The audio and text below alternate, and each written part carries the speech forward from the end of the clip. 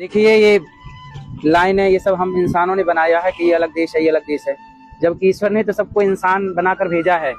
सबका रक्त लाल, सबको वही आंख, सबकी वही हड्डियां, सबके शरीर में 206 हड्डियां। ब्राह्मणों का विवाह ब्राह्मणों में होना चाहिए, क्षत्रियों का विवाह क्षत्रियों में, वैश्य का विवाह वैश्य में, शूद्र का विवाह शूद्र में। यदि ब्राह्मण का विवाह ब्राह्मण में ना होकर किसी के साथ हो जाता है तो उसकी जो संतान होगी वह वर्णशंकरी कहलाएगी। वह संतान आने वाले भारत के लिए नुकसानदायक।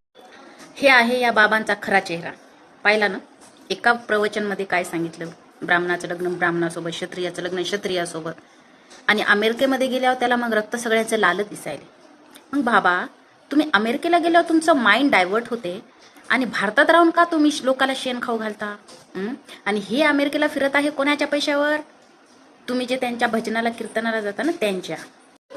आणि आपण आपल्याला इथं शेण आणि गोमूत्र पाजवत आहेत आणि स्वतः फॉरेन कंट्रीला फिरत आहेत. कोणाच्या पैशावर? आपल्या डिफेंडर गाडीमध्ये फिरत आहेत.